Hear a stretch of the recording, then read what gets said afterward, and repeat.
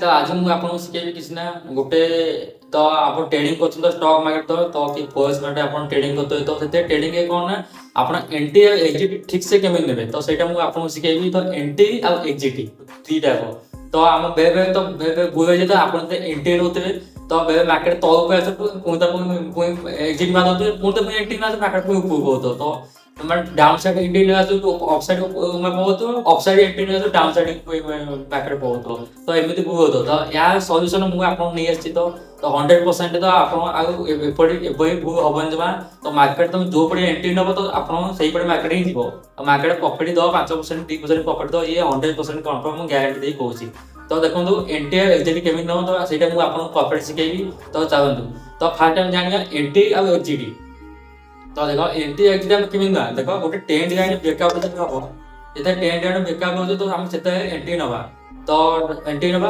एटा जो जिते trend line breakout हो से एंट्री नौ सेटा भूल तो entry trend line breakout entry जमा नबनी तो केमी ना ट्रेंड लाइन ब्रेकआउट हो तो सेटा कि केमी जाए हो फेक ब्रेकआउट ना ओरिजिनल माने रियल ब्रेकआउट जना पड़े कि ना बेले बेले एमती भी हो जाए वॉल्यूम बटन देखो तो मैंने ब्रेकआउट हो जना पड़े 100% तो वॉल्यूम चेकिंग कला परे भी तो बेले बेले एमती भूल हो जाए भूल एंट्री माने भूल एंट्री नहीं जाओ तापर मार्केट टिके ना ऊपर दे ऊपर पड़े माने टिके ना डाउन आसी पुणी अप को पड़े तो मे भी एमती भूल जाए आप मन में होता है स्टॉक मार्केट भल स्टॉक एमती हो तो सेमती तो या प्रॉब्लम सल्यूशन मुझे आनी तो 100% तो आप आज देखो मुझे आपको पूरा परफेक्ट सल्यूशन देदेवी तो एंट्री और एग्जिट तो केमी कह तो से विषय मुझे कहीदेवी तो स्टॉक किसी स्टडी देदेवी आपको तो आप शिखीजे तो आउ भूल जमा भी हेनी तो एंट्री एग्जिट भूल जमा भी हेनी तो मुझे लिखी दूसरी तो एंट्री एग्जिट केमी कहुए तो आसतु मुझे कंप्यूटर शिखेदेवी लैपटॉप शिखेदेवी तो आप ठीक से एंट्री एग्जिट नहीं तो आउ गाइस मुझे रिक्वेस्ट चैनल को जो मैंने नुआ सब्सक्राइब कर दियो तो बस ये तो मुझे आपको शिखेदेवी एंट्री एग्जिट ठीक से केमी नि आए तो कौटा स्ट्रंग एंट्री कौटा फेक एंट्री तो से विषय हेलो गाइस देखो ये तो बेस ब्रेकआउट होगा डाउन साइड को देखो ये देखो सपोर्ट था यहाँ ए लाइन सपोर्ट था तो ए लाइन सपोर्ट था ये देखो तो ए लाइन जो ए लाइन को ब्रेकआउट करदेगा तो तुम ये गोटे बड़ भूल कर दियो तो ये तुम एंट्री नहीं जाओ तो एंट्री ये केमी नहीं जाओ देखो ये जो एंट्री तुम नहीं जाओ देखो ए लाइन सपोर्ट ना सपोर्ट को ब्रेकआउट करदेगा तो तुम भाव जे हाँ तो आम ये एंट्री नहीं जाओ भल ये एंट्री करदेगा ये एसएल लगेदेवा ये तो यहाँ तुम भाव सब बड़ भूल यहीटा ही कर तो ये तुम एसएल ये होता है देख कैंडल के फल आस देखो 3टा कैंडल फल डाउन साइड तो बेस तो आम ये कौन कर कैंडल फल हो तुम ये लालच कर लोभ कर तुम ये तो लोभ कर तो सही कथा तो ये कभी लोभ कर तो आम ये कौन कर ना देखो ये आम अपेक्षा कर कैंडल रिटेस्ट दब जैसे कैंडल बुलिक आसी कैंडल बुलिक आसी ये कि लाइन ये सफल लाइन कौटी रिटेस्ट देखिए पुणी तक आस रिटेस्ट देखिए तो तुम आम एंट्री नवा तो ये एंट्री तब आम ये एंट्री नवा या कहते तो ये तुम प्रॉफिट काटिदेव सब यही मेथडटा सब फलो कर जान कि ना जदि यही मेथड यू कह सेटअप तो ये सेटअप आप तुम जो न लगे पार तुम प्रॉफिट काढ़ी पार ये 100% ग्यारंटी तो आउ गोटे कथा कौन देख कैंडल ब्रेकआउट हो तुम जान कि fake breakout real breakout fast तुम वॉल्यूम बटन चेकिंग कर देख ये देख आम वॉल्यूम बटन चेकिंग कर देख ये वॉल्यूम बटन कौन अच्छी तो कौन स्ट्रंग अच्छी तो यहाँ तो कैंडल ये तो रियल ब्रेकआउट हो जमा पड़ी तो आम ये कौन कह तो अपेक्षा कर रिटेस्ट जैसे कैंडल रिटेस्ट दब तो आम एंट्री नवा को किसी सेटअप बनया और किसी प्लान करा तो ये ये एक ठीक तो सब तुम कैंडल पैटर्न जानते कैंडल पैटर्न को फॉलो कर और ट्रेंड लाइन को ब्रेकआउट आउ प्लस रिटेस्ट तापर तुम एंट्री नब बुझे देख आउ थे कह देख volume button checking plus trend breakout plus candlestick pattern signal plus entry बुझेनि तो से बास ये तुम हो तो यहीटा एमती तो देखो कैंडल देखो ये तो एग्जाम्पल ब्रेकआउट होगा बेस तो बेस ब्रेकआउट हम तो आम कौन कर अपेक्षा कर ये तो ये अपेक्षा कले कौन हम ना ये कैंडल पुणी बुझे रिटेस्ट दब तो आम एंट्री नवा तो हठात कि एसएल लगे एंट्री देदेनि कारण कैंडल भी बेबी ऊपर उठी जाए बिना रिटेस्ट तो ये गोटा बड़ भूल हम आउ के लोभ पड़ेनि माने लोभ पड़े मत मैंने कौन कह ना माने तुम बेबे तो इमित लाइफ बहुत बड़ा प्रोब्लेम हो जाए कौन होता है ना ମନେକର ତୁମେ ଜାଣିଥିବ କ୍ୟାଣ୍ଡିଡେଟ୍ ଇଏ ତଳକୁ ଆସୁଛି, ତୁମେ ଏଣ୍ଟ୍ରି ନେବନି, ତୁମ ମନରେ ଭାବୁଥିବ ଯେ ଏଣ୍ଟ୍ରି ନେଇପାରିବିନି, ମୁଁ ବଡ଼ ଭୁଲ। ତ ଏଇଟା ହିଁ ତୁମ ଭାବିବାଟା ହିଁ ତୁମ ପକଉଥିବ ହିଁ ବଡ଼ ଭୁଲ।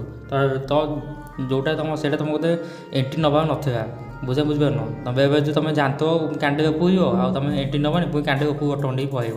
ତ ତୁମେ ଜାଣିଥିବ କିନ୍ତୁ ଉପକୁ ଯିବ, କିନ୍ତୁ ଯଦି ଏଣ୍ଟ୍ରି ନେବନି, ତୁମେ ମନରେ ଭାବୁଥିବ ଏଇଟା ମୁଁ ଏଣ୍ଟ୍ରି ନେଇପାରିବିନି। ତ ଏଇ ଯେଉଁ ଭାବିବାଟା ସେଇଟା ହିଁ ବଡ଼ ଭୁଲ। ତ ଭାବିବନି, କାରଣ ଯେଉଁଟା ଏଣ୍ଟ୍ରି ନେଇବନି ଯାଉଛି, ତ ଛାଡ଼ିଦିଅ ଯାଉ, କାରଣ ସେଇଟା ତୁମ ସେଟଅପ୍ ନୁହଁ। ଯେତେ ତୁମ ସେଟଅପ୍ ଆସିବ, ତୁମ ଯଦି ସେଟଅପ୍ ଆସିବ, ତାହେଲେ ତୁମେ ସେଥିରେ ଏଣ୍ଟ୍ରି ନେବ। ବୁଝିପାରିଲ?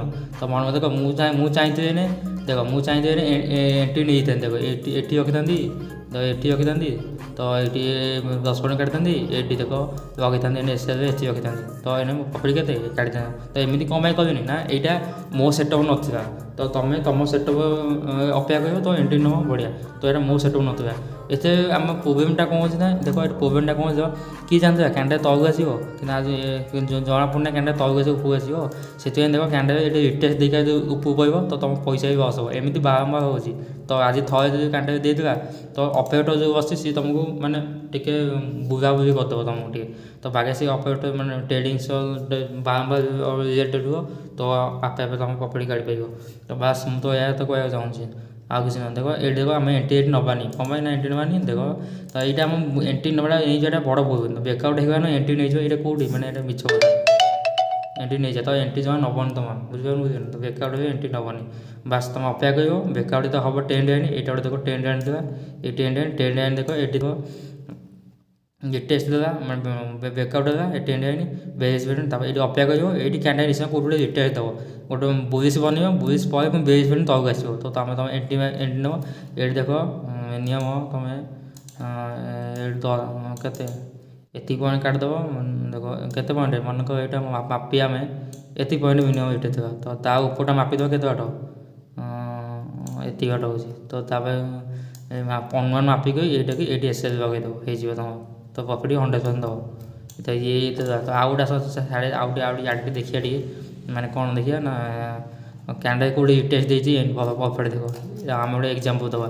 ତ ଆମେ ଗୋଟେ ଏଇଠି ଗୋଟେ ଏକ୍ଜାମ୍ପଲ୍ ଦେଇହେବ ଅନା, କ'ଣ ହେଇଥିବ କ୍ୟାଣ୍ଡିଡେଟ୍ ଦେଖ, ଏଇଠି ଦେଖ ବ୍ରେକ୍ଆଉଟ୍ ହେଲା ଏ ଲାଇନ୍, ଦେଖ ଏଠି ଗୋଟେ ଦେଖ ଏ ଲାଇନ୍ କ୍ୟାଣ୍ଡିଡେଟ୍ ବ୍ରେକ୍ଆଉଟ୍ ହେଲା, ଏଇଠି ଗୋଟେ ଲାଇନ୍ ଅଛି ଟ୍ରେଣ୍ଡ ଲାଇନ୍। ଦେଖ ଏ ଟ୍ରେଣ୍ଡ ଲାଇନ୍ କ୍ୟାଣ୍ଡିଡେଟ୍ ବ୍ରେକ୍ଆଉଟ୍ ଦେଲା, ଏଠି ବ୍ରେକ୍ଆଉଟ୍ ଦେଲା। ଯଦି ଏଠି ଯଦି ଏଣ୍ଟ୍ରି ନେଇଯିବ, ତ ଦେଖ ଏଇଠି ବ୍ରେକ୍ଆଉଟ୍, ଏଠି ଏଣ୍ଟ୍ରି ନେଇଯିବ ଯଦି, ତ ତୁମେ ଏଇଠାଙ୍ଗେ ହେଇଥିବ ନା କ୍ୟାଣ୍ଡିଡେଟ୍, ତୁମ ମାଇଣ୍ଡ ଚେଞ୍ଜ ହେଇଯିବ। ଭାବିବ ଯେ ତୁମେ ଏଇଠାଙ୍ଗେ ହେଇଯିବ, ତୁମ ମାଇଣ୍ଡ ଚେଞ୍ଜ ହେଇଯିବ। ତୁମେ ଭାବିବ ଯେ କ୍ୟାଣ୍ଡିଡେଟ୍ ଏଠି ଉପକୁ ଯାଉଛି, ତ ମୁଁ ଏକ୍ଜିଟ୍ ମାରିବି। ଏକ୍ଜିଟ୍ ମାରି ପୁଣି କ୍ୟାଣ୍ଡିଡେଟ୍ ତଳକୁ ଆସିବ, ମୁଁ ରିଟେଷ୍ଟ ଦେବି। ତ ଏମିତି ବହୁତ କରିଦେବି। ତ ବାରମ୍ବାର ଏଣ୍ଟ୍ରି ଏକ୍ଜିଟ୍ ଗୋଟେ ଦିନକୁ ତୁମେ ଥରେ ଟ୍ରେଡ୍ ନେବ, ତାମାନେ ନୁହେଁ ତୁମେ 1000 ଥର ଟ୍ରେଡ୍ ନେବ। ଥରେ ଟ୍ରେଡ୍ ନେବ, ଭଲସେ ଟ୍ରେଡ୍ ନେବ। ତୁମେ ଏଠି କିନ୍ତୁ ରିଟେଷ୍ଟ ଦେଇଛି, ତ ତୁମେ ଅପେକ୍ଷା କରିବ। ରିଟେଷ୍ଟ ଦେବ ମାନେ, ତ ତୁମେ ଏଇ ଲାଇନ୍କୁ ଏ ଦେଖ ଏଇ ଲାଇନ୍ ଅପେକ୍ଷା କରିବ। ତ ଏଇଠି ଏସ୍ଏଲ୍ ଲଗେଇଦେବ, ଦେଖ ଏଇଠି ଏଠି ଏସ୍ଏଲ୍ ଲଗେଇଦେବ। ଏସ୍ଏଲ୍ ତ ଏତେ ରଖିବା ଦରକାର ନାହିଁ, କମ୍ ଟିକେ ଏସ୍ଏଲ୍ ରଖିବ। ତ ଏତେ କରିଦେବ। ଦେଖ ପ୍ରଫିଟ୍ ହେଇଗଲା ଏଠି ମାନେ ଏଇଟା ତ ଏକ୍ଜାମ୍ପଲ୍ ଦେଉଛି, ତ ମୁଁ ଲାଇଭ୍ ପ୍ରଫିଟ୍ କରି ତୁମକୁ ଦେଖେଇବି। ତ ଏମିତି ଟ୍ରେଡ୍ କରାଯାଏ। ତ ଏଇଟା ଭଲ ଷ୍ଟ୍ରଙ୍ଗ, ମାନେ ଷ୍ଟ୍ରଙ୍ଗ ବ୍ରେକ୍ଆଉଟ୍। ତ ଡାଇରେକ୍ଟ ତ ବ୍ରେକ୍ଆଉଟ୍ ହେଇଯାଉଛି, ତୁମେ କେବେ ଏଣ୍ଟ୍ରି ନେବନି। ବାସ୍ ମୋ କହିବା ମତ ଏଇଆ। ତ ରହୁଛି, ଜୟ ଜଗନ୍ନାଥ। ଚ୍ୟାନେଲ୍ ଭାଇମାନେ ଯିଆ ଟିକେ ସବସ୍କ୍ରାଇବ୍ କରିଦେବ ଭାଇ, ପ୍ଲିଜ୍ ଭାଇ, ମୁଁ ଏତିକି ରିକ୍ୱେଷ୍ଟ। ବାଏ।